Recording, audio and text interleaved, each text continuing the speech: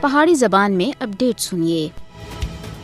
بھارتی حکمرانہ دی ہمیشہ تھی ایک کوشش اور کاوش رہی ہے کہ وہ مختلف قسم دی سازشاں، غلیظ منصوبیاں، پروپگنڈیاں اور اشتعال انگیز بیان بازی کے ذریعے جنوبی ایشیائی خطے دے اندر انارکی، افراتفری، پیڑ اور جنگ دا ماحول پیدا کرن۔ یہ بھارتی مکار حکمرانہ دی پرانی ریت ہے کہ وہ خود اور اپنے میڈیا دے ذریعے دو ملکاں دے وچکار کشیدگی کو ہوا دیون۔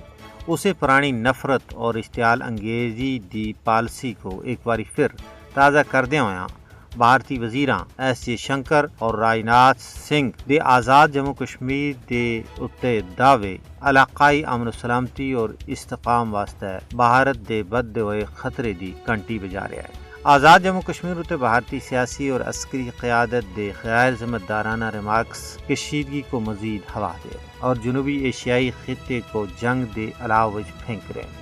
لیکن کشمیر دی سیاسی صورتحال تے ڈونگی نظر رکھنے والے ماہرین اور تجزیہ نگاراں دا آخنا ہے کہ ہندوتوا لیڈراں دے جھوٹے دعوے جموں کشمیر دے تاریخی حقائق یا قانونی حیثیت کو کسی بھی صورت بھی تبدیل نہیں کر سکتے۔ البتہ بھارت اپنے زیر تسلط جموں کشمیر دے لوکاں دے مسلمہ حق کی خود ارادیت دی جدوجہد کو دبانے اور اپنے سیاہ کرتوتاں تے پردہ بہنا واسطے اس قسم دے شوشے چھوڑ رہا ہے۔ مودی دے غیر جمہوری اور غیر قانونی اقدامات جنوبی ایشیا دے امن واسطے سنگین خطرہ ہے۔ بھارت دی ہٹ درمی جنوبی ایشیا وچ طویل مدتی عدم استحکام پیدا کر رہی ہے، جبکہ مودی حکومت کو ایک گل ذہن نشین کر کرنی چاہیے کہ جنوبی ایشیا وچ امن دی چابی تنازع کشمیر دے منصفانہ حل وچ مضمر ہے۔